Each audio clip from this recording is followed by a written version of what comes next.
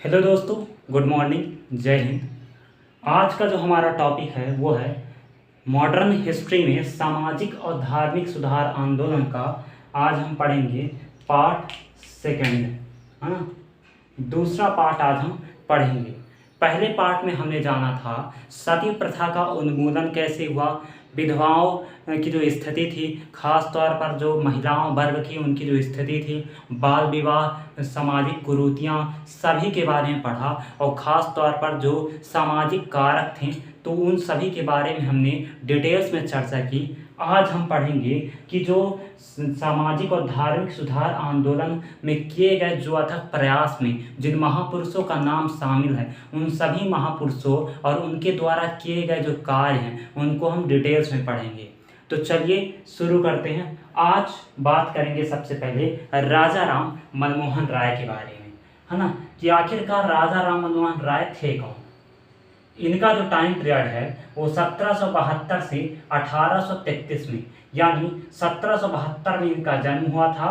राजा राम मनमोहन राय को भारतीय पुनः जागरण का पिता, आधुनिक भारत के निर्माता और भारतीय प्रेस के जनक कहा जाता है, क्योंकि राजा राम मनमोहन राय के द्वारा ही सबसे पहले भारतीय संस्कृति और परंपरागत जो रूढ़िवादी नीति थी उसको उजागर करने का नाम सबसे आगे आता है। और उन्होंने कई ऐसे प्रयास किए जैसे सती प्रथा उन्मूलन, बाल विवाह पर रोक और ब्रह्म समाज की स्थापना, वेदांत समाज की स्थापना, जो आगे चलकर महिलाओं और हिंदू के साथ साथ जो अन्य वर्ग हैं, जो अन्य सभी धर्मों की सामाजिक कुरीतियों को उजागर करने में महत्वपूर्ण भूमिका अदा की और उनमें अथक प्रयास किए, जो लोगों की जो जीवन की जो शैली है उसको बनाए रखने का प्रयत्न किया। ठीक है।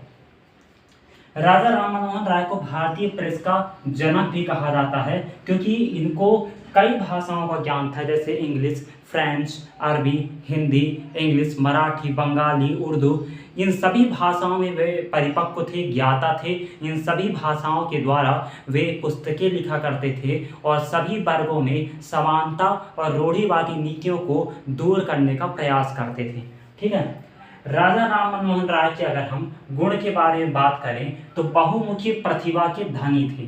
ठीक है। एक सुधारवादी के रूप में मानवीय प्रतिष्ठा के आधुनिक वैज्ञानिक दृष्टिकोण और सामाजिक समानता के विश्वास में परिपक्व थे, है ना। एक ईश्वरवादी थे, यानी राजा राम मनमोहन राय का कहना था कि जो भगवान है, यानी जो हमारे ईश्वर हैं वो एक हैं, यानी निराकार है, निर्गुण है, इनका कोई भी आकृति या स्ट्रक्चर नहीं है। एक ईश्वरवाद पर विश्वास रखते थे, यानी ये सीधे तौर पर कहते थे कि जो परमात्मा है वो एक है, सभी धर्मों में एक परमात्मा है, वो उनका कोई आकार नहीं है, वे अजर है, अमर है ना, वे कभी जन्म नहीं ले सकते, ना कभी उनकी देहांत हो सकती है, वो सदैव अमर है। तो एक ईश्वरवाद पर विश्वास रखते हैं, इसीलिए उन्होंने एक पुस्तक की रचना की है जिसे कहा जाता है एक ईश्वरवाद के लिए उपहार। ये इनकी महत्वपूर्ण पुस्तक थी जिसको राजा राम मनमोहन राय के द्वारा लिखा गया है, और ये पुस्तक लिखा गया था 1809 में। अब इनके द्वारा किए गए प्रमुख कार्यों की चर्चा करते हैं तो सबसे पहले 1814 में आत्मीय सभा की स्थापना करते हैं। आत्मीय सभा का मतलब होता है मित्रों का समाज। ठीक है। और इसमें ये कहते हैं कि मूर्ति पूजा, जाति प्रथा की कठोरता और अर्थहीन रीति रिवाजों और अन्य जो सामाजिक कुरीतियां हैं उन सब पर प्रहार करते हैं और उस पर नए युग का सुधार करने का प्रयास करते हैं। यानी मूर्ति पूजा का सीधे तौर पर विरोध करते हैं, जाति प्रथा को उजागर करते हैं जिससे भी आगे जो जाति वर्ग है उनको किसी भी प्रकार की समस्या उत्पन्न ना हो। अर्थहीन रीति रिवाज जैसे कि सती प्रथा, है ना, और बहुविवाह, छोटी स्त्रियों से बड़े बुजुर्ग का विवाह, इन सभी पर प्रहार करते हैं जिससे लोगों के उत्थान हो सके। ठीक है। और जितनी भी सामाजिक कुरीतियां हैं सब पर प्रहार करते हैं और आगे चलकर इन सामाजिक बुराइयों को दूर करने का प्रयत्न करते हैं। ठीक है।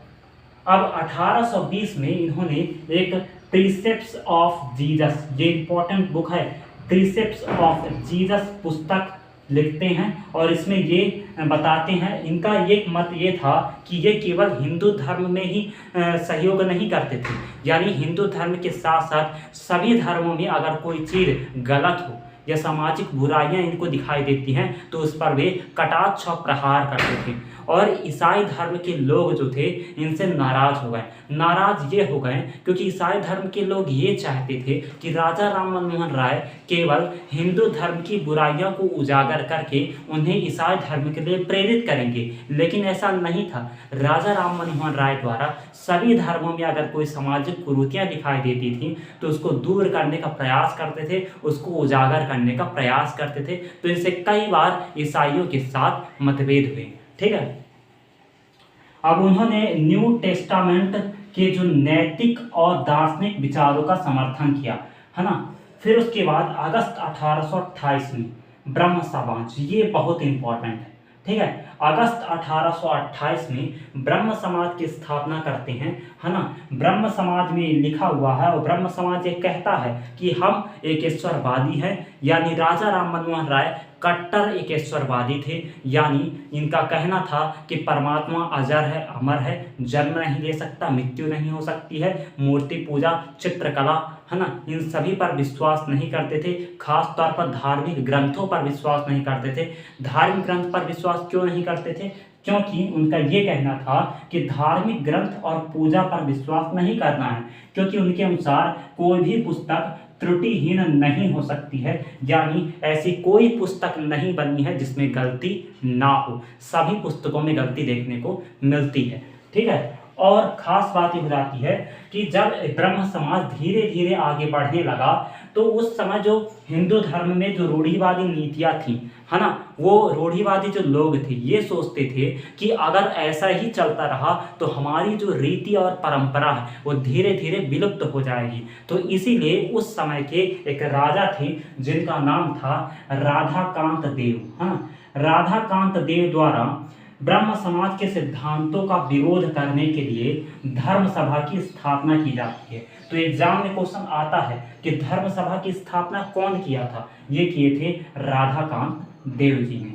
ठीक है, अब यहाँ पर समझते हैं कि ब्रह्म समाज में क्या क्या विशेषताएं थी, ब्रह्म समाज का क्या योगदान था। सबसे पहले बहुदेववाद, यानी एक से अधिक देवता पर विश्वास और मूर्ति पूजा का कड़ा विरोध था, है ना।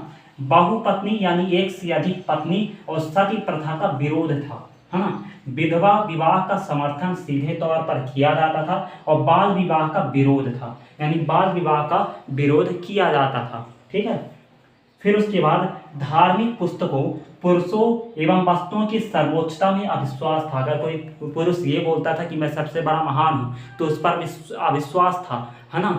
धार्मिक जो ग्रंथ है उन पर अविश्वास था। ठीक है, और ब्रह्म समाज के अनुसार छुआछूत, अंधविश्वास और जातिगत भेदभाव का सीधे तौर पर विरोध किया जाता था। ठीक है, बांग्ला और अंग्रेजी शिक्षा का प्रचार प्रसार में समर्थन किया जाता था, क्योंकि राजा राम मनमोहन राय जो हैं वो पाश्चात्य संस्कृति से काफ़ी ज़्यादा प्रभाव थे, है ना। अब ये जानते हैं कि राजा राम मनमोहन राय द्वारा कौन कौन से अहम काम किए गए। सबसे पहले 1818 में सती विरोधी अभियान चलाया। अब सती विरोधी अभियान क्यों चलाया? जैसा कि मैंने कल बताया था कि जो स्त्रियों की जो स्थिति थी वो बहुत ही दयनीय थी, शोचनीय थी, यानी उनको पुरुषों से कम समझा जाता था। अगर किसी पुरुष का देहांत हो जाता था तो उस स्त्री को जला दिया जाता था, है ना। स्त्रियों की जो स्थिति थी उसमें उतना प्रभाव नहीं दिखाई देता था, है ना, और उनको एक अलग ही दर्जा दिया जाता था। जो शिशु वर्ग है, खास तौर पर जो बालिकाएं हैं उनको श्राप समझा जाता था, उनके जन्म लेना अभिशाप समझा जाता था। कई सारी ऐसी सामाजिक कुरीतियाँ थीं जिनके द्वारा राजा राम मनमोहन राय द्वारा दूर किया गया। उनमें सबसे बड़ा था सती प्रथा, और 1818 में इसीलिए उन्होंने एक सती विरोधी अभियान चलाया। और 1818 के बाद, है ना, उस समय के जो गवर्नर जनरल थे लॉर्ड विलियम बेंटिंग के सहयोग से 1829 में इस सती प्रथा पर पूर्ण रूप से प्रतिबंध लगा दिया जाता है। और ये कहा जाता है कि अगर कोई व्यक्ति सती प्रथा को प्रोत्साहन करेगा तो उसके खिलाफ फौजदारी का मुकदमा लगाया जाएगा और उसे कड़ी सजा दी जाएगी। ठीक है, फिर डेविड हेयर की मदद से 1817 में उन्होंने हिंदू कॉलेज की स्थापना में मदद की। 1817 में ही कोलकाता यानी बंगाल में अंग्रेजी स्कूल की नींव रखी थी और 1825 में वेदांत कॉलेज की स्थापना की थी। तो एक क्वेश्चन आता है कि वेदांत कॉलेज की स्थापना कब और किसने की थी? तो 1825 में राजा राम मनमोहन राय द्वारा किया गया था। तो ये राजा राम मनमोहन राय द्वारा किए गए अहम काम है, जिसमें सबसे बड़ा जो है वो ब्रह्म समाज है। तो ये हमने राजा राम मनमोहन राय के बारे में पढ़ा। अब हम पढ़ेंगे देवेंद्रनाथ टैगोर और केशव चंद्र सेन के बारे में।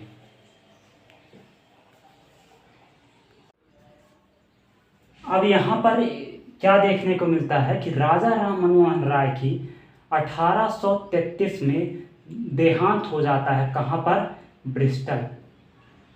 और ब्रिस्टल है कहाँ? इंग्लैंड में। ठीक है। इसके बाद एंट्री होती है किसकी? देवेंद्रनाथ टैगोर की।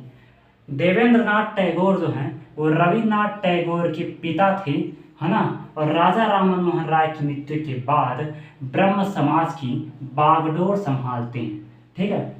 अब देवेंद्रनाथ टैगोर जो हैं वो 1842 में, है ना, ब्रह्म समाज से जुड़े और तत्कालीन भारतीय परिस्थिति एवं पाश्चात्य विचारों का सुंदर समन्वय इनके टाइम पीरियड में देखने को मिलता है। यानी जो सोच, जो विचारधारा राजा राम मनमोहन राय में थी, वही सोच और विचारधारा देवेंद्रनाथ टैगोर में थी। यानी ये भी चाहते थे कि जो भारतीय संस्कृति और परंपरा है उसको संजोए रखे और इनमें जो भी कुरीतियाँ हैं, जो भी प्रथाएं हैं जो बुरी हैं, उन सभी को उजागर करके इन सभी पर प्रतिबंध लगा दिया जाए। ठीक है। फिर उसके बाद तत्वबोधी समाज यानी तत्वबोधिनी सभा की स्थापना करते हैं। कब? 1839 में। ठीक है। इनके समय में ब्रह्म समाज में सदस्यों की संख्या बढ़ने लगी, यानी लोकप्रियता ब्रह्म समाज की धीरे धीरे बढ़ने लगी। और इसमें दो खास शख्स शामिल होते हैं जिनका नाम होता है ईश्वर चंद्र विद्यासागर और अश्विनी कुमार दत्त। ये दोनों भी ब्रह्म समाज से जुड़ जाते हैं। ठीक है। देवेंद्रनाथ टैगोर जी ने हिंदू धर्म को सुधारने का प्रयास किया और ब्रह्म समाज को ईसाइयों और वेदांतिक कर्मकांडों से बचाया। दरअसल उस समय धीरे धीरे ईसाइयों का जो प्रचार प्रसार है वो बढ़ता जा रहा था। आज इन्हीं के कारण देवेंद्रनाथ टैगोर, ब्रह्म समाज, केशव चंद्र सेन, राजा राम मनमोहन राय के कारण ही हिंदू जो है वो सुरक्षित हो पाया है, क्योंकि उस समय ईसाई जो है वो धीरे धीरे इनका प्रचार प्रसार बढ़ रहा था। तो ब्रह्म समाज ने ईसाई और वेदांतिक कर्मकांड है इनको हिंदू धर्म से बचाया, माने हिंदू धर्म को बचाया, क्योंकि धीरे धीरे ये बढ़ते जा रहे थे। ठीक है। और हिंदू धर्म में अच्छा काम किया। अब 1843 में क्या होता है कि अलेक्जेंडर डफ और पादरियों ने हिंदू धर्म को नीचे दिखाने का कई प्रयास किया और धर्म परिवर्तन के प्रयास भी प्रारंभ किए, लेकिन देवेंद्रनाथ टैगोर के अथक प्रयासों के बाद इन पादरियों और ईसाइयों को करारा जवाब दिया गया और कहा गया कि जब तक हम जीवित हैं और हमारे आने वाली पीढ़ी में हिंदू धर्म सदैव सुरक्षित रहेगी और हिंदू धर्म का कोई बाल बाका नहीं कर सकता। ठीक है। अब यहाँ पर एंट्री होती है किसकी? केशव चंद्र सेन की, जो कि बहुत इंपॉर्टेंट है। केशव चंद्र सेन जी का जन्म हुआ था 1838 में, देहांत हुआ 1884, है ना। केशव चंद्र सेन के बारे में एक बात कही जाती है कि ये 1858 में, है ना, कब? 1858 में ब्रह्म समाज की सदस्यता ग्रहण की और देवेंद्रनाथ टैगोर द्वारा इनको ब्रह्म समाज का अगला आचार्य नियुक्त कर दिया गया। यानी देवेंद्रनाथ टैगोर कब जुड़े थे? 1842 में, जबकि केशव चंद्र सेन कब जुड़े? 1858 में। तो इसके बाद यानी देवेंद्रनाथ टैगोर के बाद ब्रह्म समाज के जो अगले आचार्य बनते हैं वो केशव चंद्र सेन बनते हैं। केशव चंद्र सेन जो है वो उदारवादी के लिए जाने जाते हैं और इन्होंने अपने समय में कई सारे अहम काम किए। सबसे बड़ा एग्जाम्पल है कि इनके समय पर ब्रह्म समाज का विस्तार हुआ, यानी जो ब्रह्म समाज केवल बंगाल तक ही सीमित था, उस ब्रह्म समाज को इन्होंने संयुक्त प्रांत पंजाब और मद्रास तक पूरी तरह से फैला दिया। ठीक है। और केशव चंद्र सेन के समाज अंतर्राष्ट्रीयकरण, समाज में सभी धर्मों की शिक्षा और सहिष्णुता और अंतर्राज्यीय विवाह के कारण और उदारवादी नीति के कारण केशव चंद्र सेन का मतभेद हो जाता है। किससे?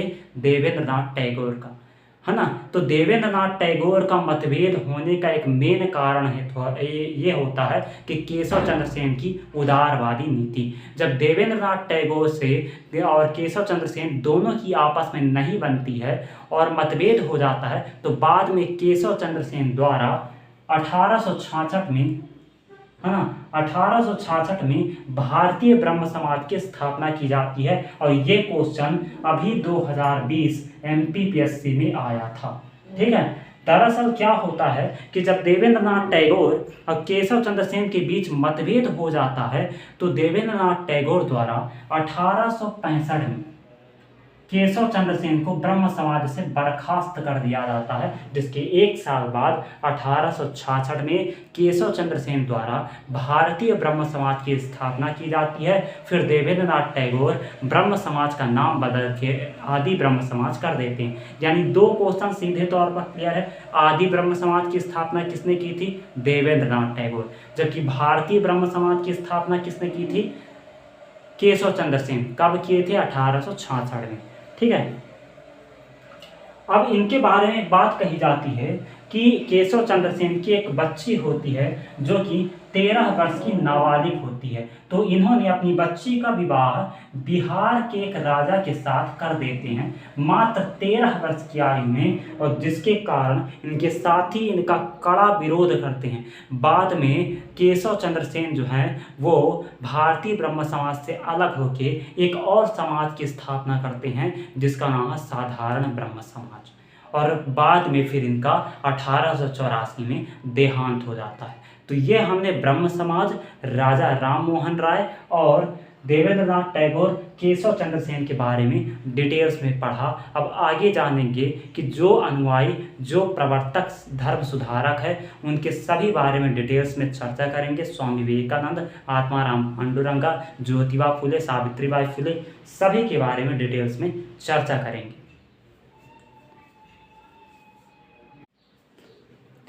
अब बात करते हैं प्रार्थना सभा के बारे में कि प्रार्थना सभा क्या थी। दरअसल केशव चंद्र जो थे उनके सहयोग से, है ना, प्रार्थना समाज की स्थापना आत्माराम पांडुरंगा द्वारा कर दी जाती है। ये इम्पोर्टेंट है। और कब कर दी जाती है? 1867 में। डेट याद रखना।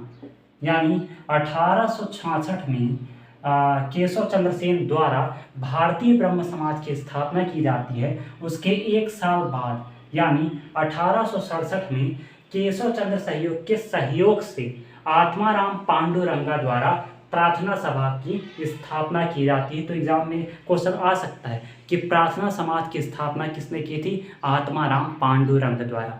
ठीक है। दरअसल जो महाराष्ट्र में परमहंस सभा थी 1849 में जिसकी स्थापना हुई थी, ये ब्रह्म समाज की एक शाखा थी। कौन? परमहंस सभा। ठीक है। इसका जो एरिया था वो सीमित क्षेत्र में फैला हुआ था। तो बाद में ये 1860 में विघटित हो जाता है और इसी का परिवर्धित एवं संशोधित रूप ही क्या कहलाता है? प्रार्थना सभा।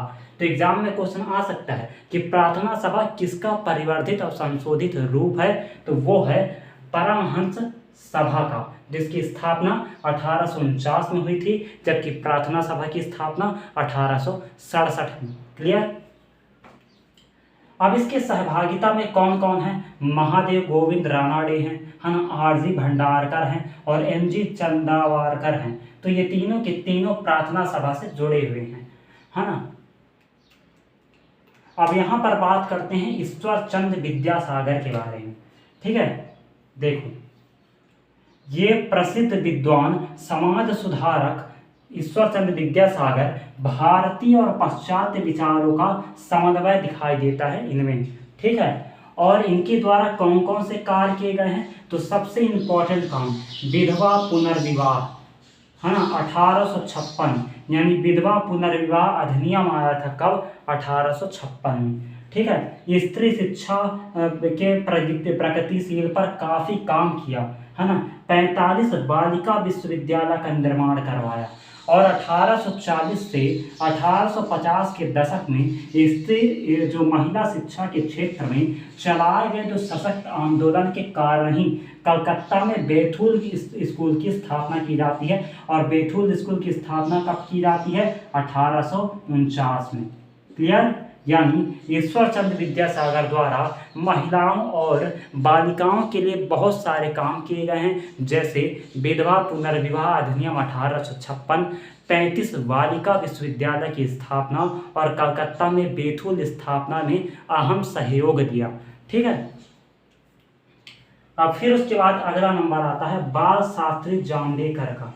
दरअसल जो बाल शास्त्री जांभेकर हैं वो मराठी पत्रकारिता के पिता माने जाते हैं और इनका टाइम पीरियड है 1812 से 1846।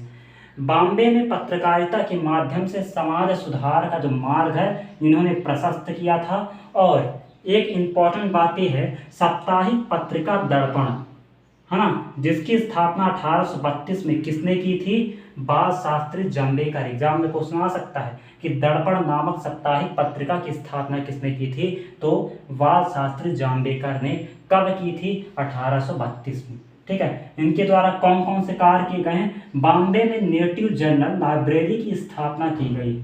ठीक है। अब बात करते हैं परमहंस मांडल्या के बारे में। ये क्या था? तो महाराष्ट्र 1849 में इसकी स्थापना की जाती है और इसके संस्थापक थे दादोबा पांडुरंग मेहताजी दुर्गाराम। इन दोनों का नाम याद रखना कि परमहंस मांडल्या की स्थापना किसने की थी? दादोबा पांडुरंग और मेहताजी दुर्गाराम। अब यहाँ पर परमहंस सभा अलग है और परमहंस मांडल्या अलग है। परमहंस मांडल्या 1849 और ये भी 1849। क्लियर? अब बात करते हैं ज्योतिबा फूले के बारे में, है ना। ज्योतिबा फूले जिनका टाइम पीरियड है 1827 से 1890। ये माली जनजाति के थे और सत्य शोधक समाज की स्थापना करते हैं 1873 में, जिसका मेन उद्देश्य होता है महिलाओं की शिक्षा को प्रोत्साहित करना और निचली जाति के जो लोग हैं उनके शिक्षा को बढ़ावा देना और ख़ास तौर पर जो है सामाजिक सेवा करना, है ना। तो ये ज्योतिबा फूले के बारे में महत्वपूर्ण फैक्ट था। ठीक है। तो ये हमारा कंप्लीट होता है प्रार्थना सभा, ईश्वरचंद्र विद्यासागर, बाल शास्त्री, परमहंस मांडल्या और ज्योतिबा फूले के बारे में। क्लियर?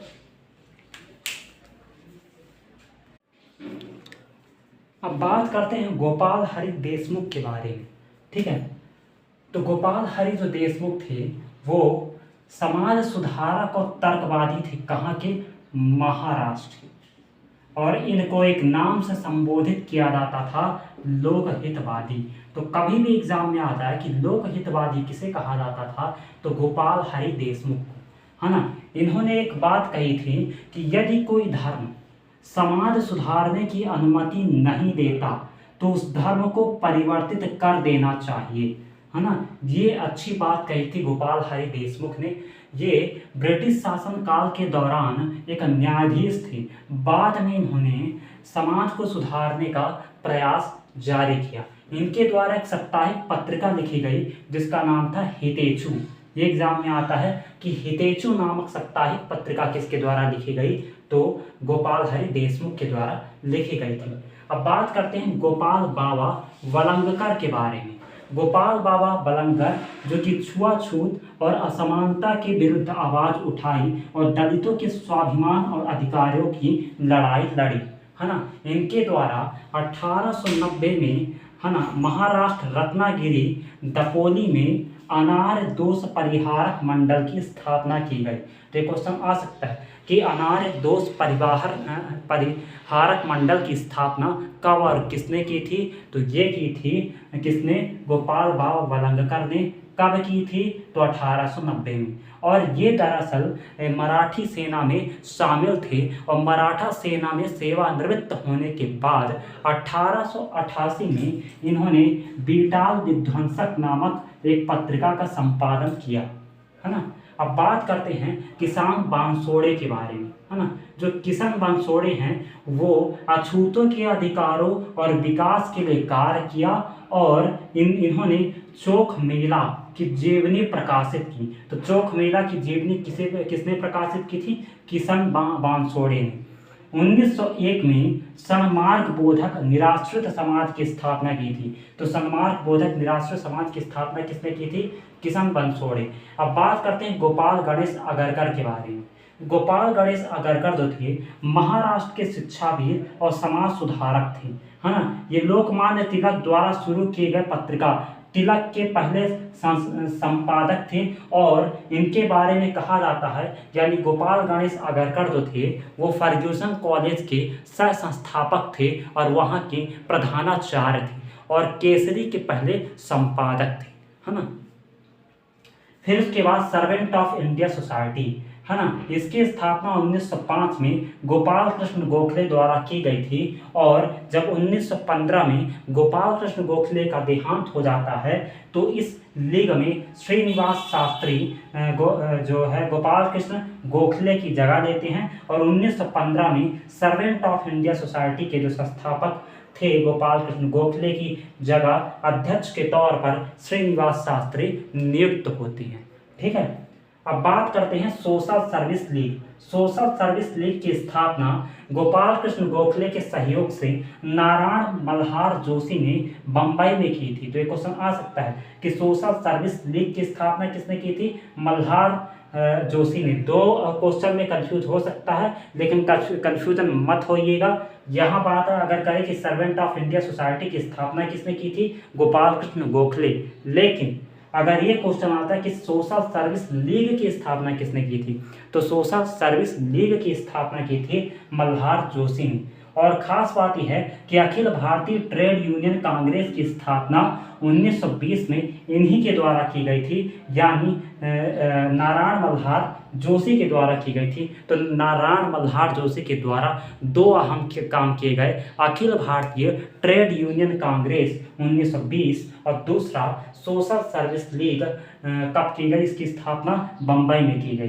ठीक है, अब यहाँ पर बात करते हैं सब के बारे में। जैसे गोपाल हरि देशमुख के द्वारा खेतेचु नामक साप्ताहिक पत्रिका निकाला गया, है ना। फिर गोपाल बाबा वलंगकर के द्वारा जो है तो एक डपोली में अनार दोष परिहारक मंडल और वेटल विध्वंसक नामक पत्रिका निकाली गई, है ना। किशन बंसोड़े के द्वारा 1901 में सन्मार्ग बोधक निराश्रित समाज की स्थापना की गई।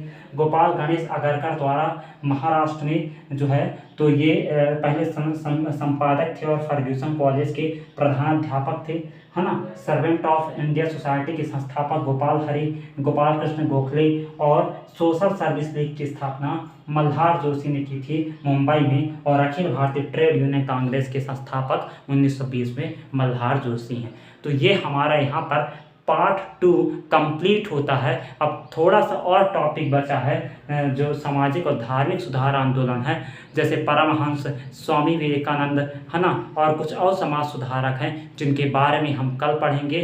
ये वाला पोर्शन हमारा कल पूरी तरह से कंप्लीट हो जाएगा। सबसे इम्पोर्टेंट चैप्टर है हिस्ट्री का, तो इसको हमें नज़रअंदाज नहीं करना है, पढ़ना है। Thank you.